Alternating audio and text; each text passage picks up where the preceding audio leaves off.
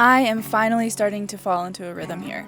About 6 months ago, I purchased this 40 acres, and recently, this spring, Akila and I returned to begin bringing this vision to life. And you might notice that Kristen Kobuk joined us for a few days too. After almost 4 years of living in our DIY van, this lifestyle continues. But now, I have some big projects and exciting creations and a lot of learning as I slowly begin building an off-grid homestead. Well, Chris just spotted the very first rattlesnake. I almost stepped on him. The crazy part is I had to walk so close to him on the way here, and I was gonna walk back to the van and just stopped. Like, luckily I was looking down. Oh man. Wow.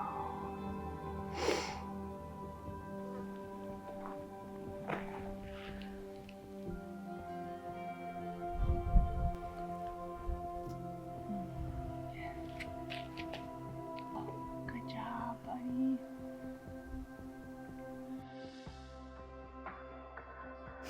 So I was squatting right here and a big old rattlesnake just came right up to the van. I am quite a snake lover, so regardless of how many people call me silly, I will never kill a snake. There is plenty of space here for all of us to thrive. Also, a quick note about relocating snakes. It is important to offer them water and then relocate them near a water source to give them the best chance at survival. So I picked him up, put him back in this tote. So this is the second one just this morning. I'm currently on a dirt road following Elsa. She has Brenda and Jackie, and we're heading to an abandoned mine. Last time Elsa was here, she sent me a photo of what she thinks is some wild clay in the area.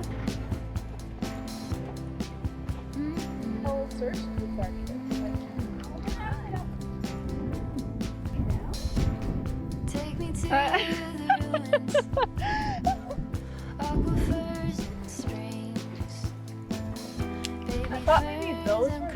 So what makes them purple? Like what makes them amethyst if we were to have heat? Yeah. Wow. Be a mother, both hands on the wheel. Show me I just got it. Look at that. Whoa, look at how I found gold. Son of a, if you end up finding it. Isn't that cool?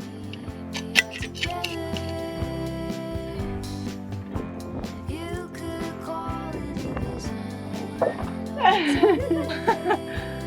Today was so full and beautiful, and I just love those girls, and I love hanging out with people. I love hanging out with people that I love. Wow. That's so cool. Was it clay? Oh yeah. Cool. There's a lot of rocks in it, so I'll have to process it a lot, but Wow, that's so cool. That's gonna make such cool pottery. Wow. That's crazy, man.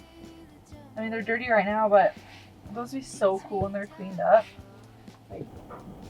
You have fun? So much fun.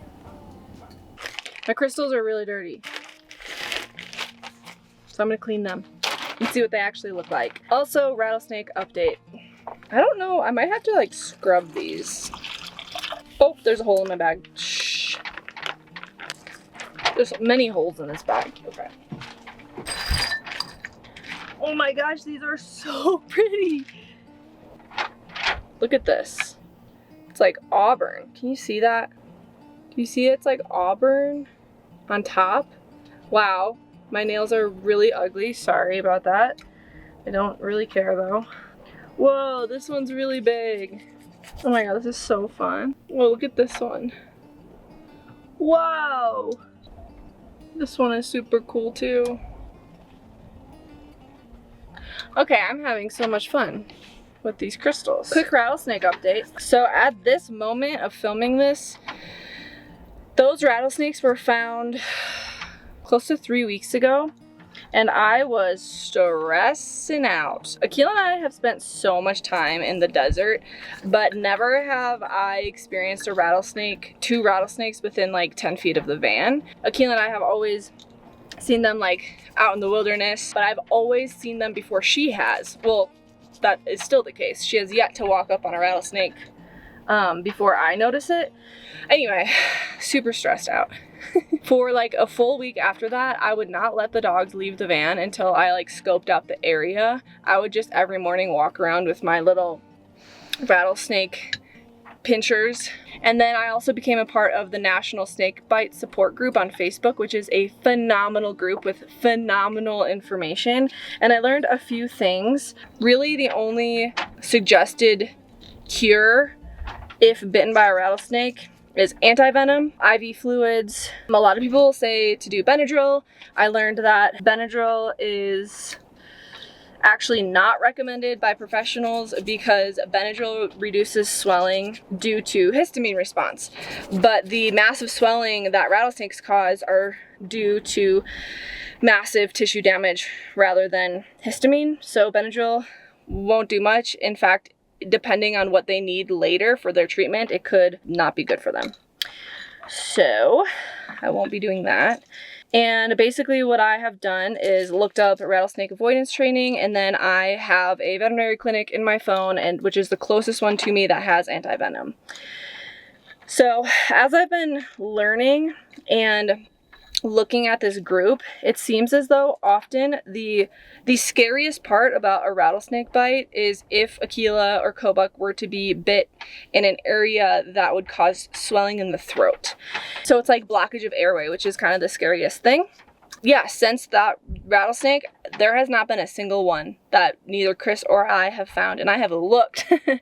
I have gone out and I have looked. I have searched. And there has not been a single snake since.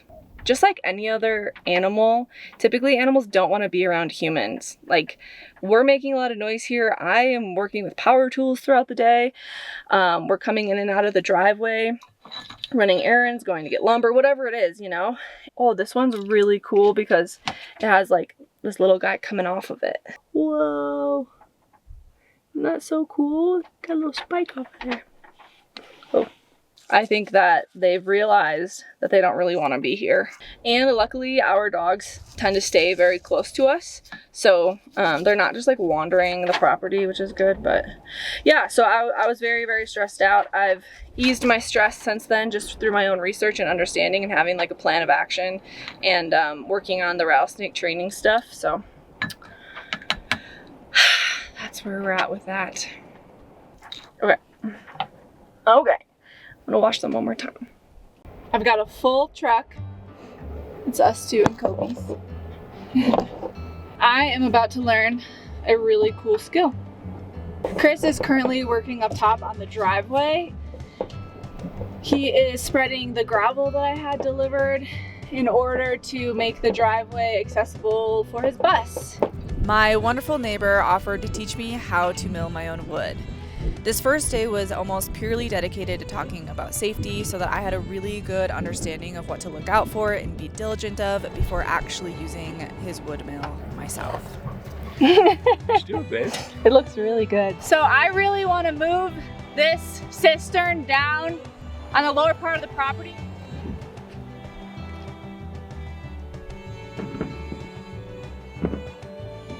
While it might seem counterintuitive to bring a water tank from the upper part of the property to the lower part of the property, I am not interested in pumping my well water all the way to the top part of the property in order to use gravity-fed irrigation, so I have a different idea in mind that will work best for our situation.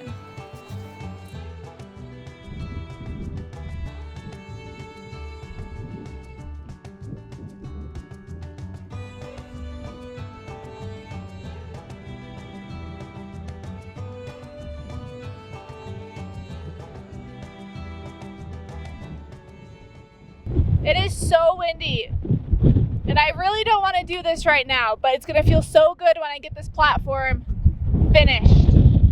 I feel like this is gonna blow over my camera. No, it's fine, okay. Don't wanna waste time. I'll never be this young. I'll never be this young.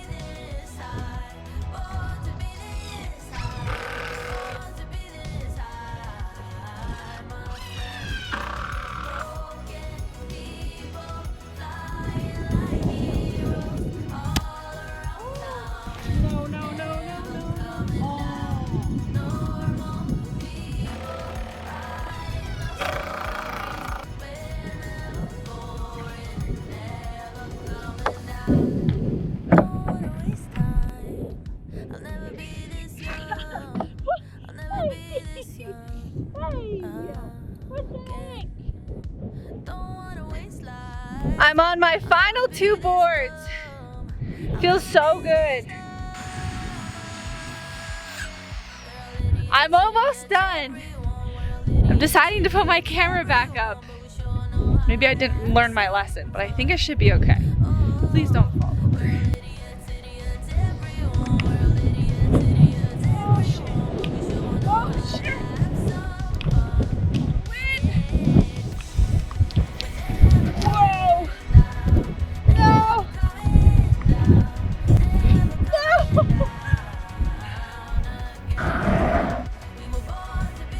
No. Stop it!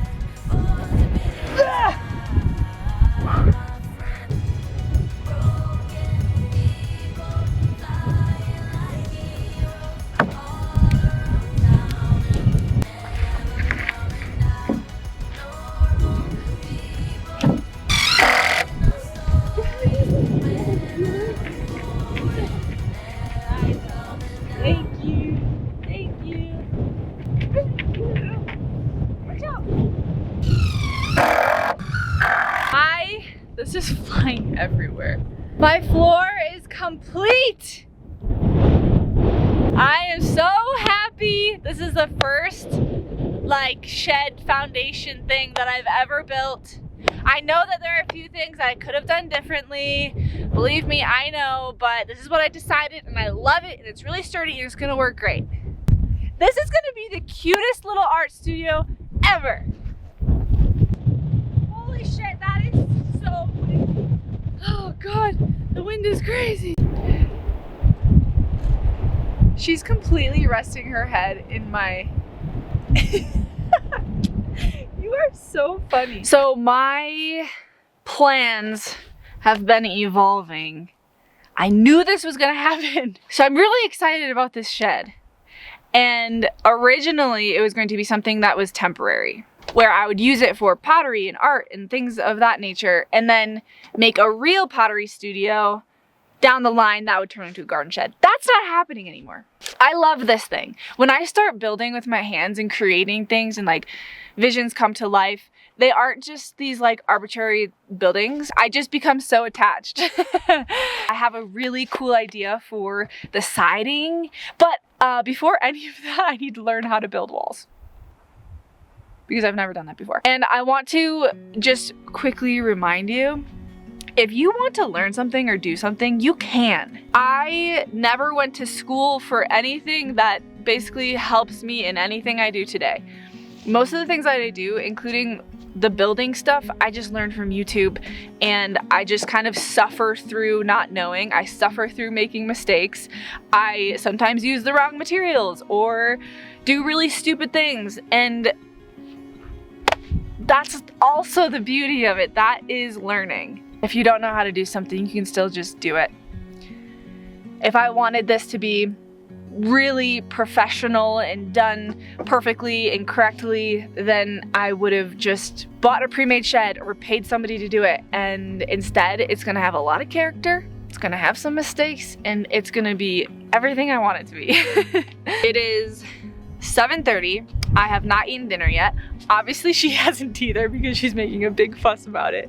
I'm sorry. I still have to make a materials list and do some like final sketches of what I think I want, because tomorrow morning I'm learning how to mill my own wood. And I'm very, very much excited about it. That is a skill I'm a little bit scared of. But fear, I've learned, often comes from lack of knowledge. Once I start learning how to do things, typically that fear goes away.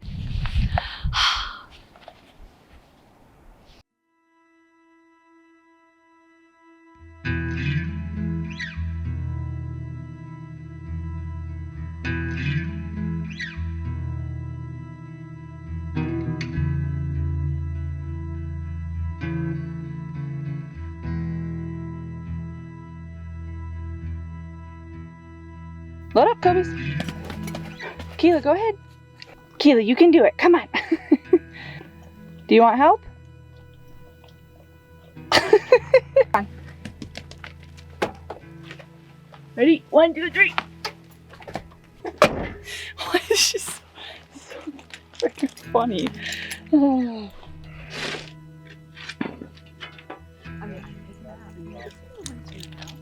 If I go back and then it seems like just takes longer. This is only a guide. So this tells you your distance. So when you want to move it, let's say. Learning how to mill wood is really quite fascinating. This machine is amazing and certainly deserves respect. James was an amazing teacher, reiterating all of the important safety aspects about using a wood mill, but also very patient while I practiced at my own pace. And before I knew it, he stepped back and I was milling my own wood.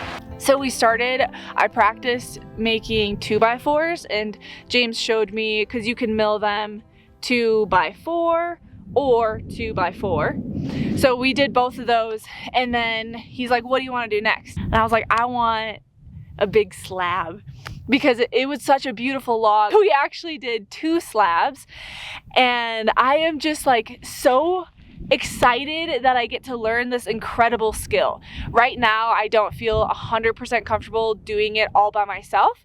There will be a time with more experience and picking James's brain where I'll be able to just go and like mill my own wood.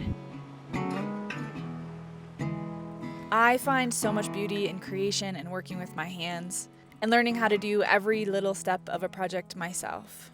So even though these projects are going to be taking me a long time and it would be much quicker to pay somebody to do the work or to pay for something that is already complete, I am looking forward to the day when I step back from a big project and I remember every little piece of wood that went into that or every ounce of my energy that I spent building that thing, because I know over the course of the years that follow, using a building or a project on the property, I will just find even more joy in it. And for me, the creation really is the fun part anyway. This is so beautiful. It's a little green though, so it needs to dry.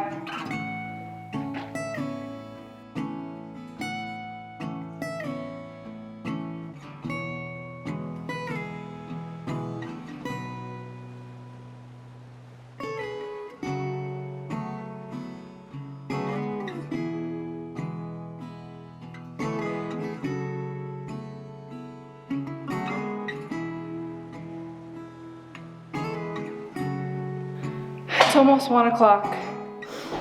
I'm gonna leave those to dry. Nice part is they should be pretty dry by the time that I need them. I am so grateful for this shipping container. It is so nice having a spot to store things, keep things organized. It keeps the land really organized so it doesn't look like there's a bunch of junk everywhere. Some lunch. Oh. The only thing I've had today is coffee. Sometimes I'm just so busy, I don't even eat.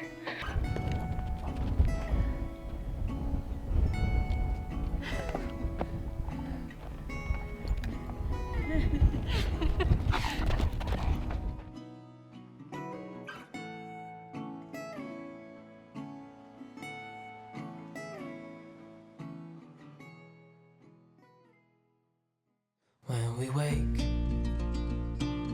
hear the birds and see the sun. Side by side our fears are done. Oh, the good times just begun.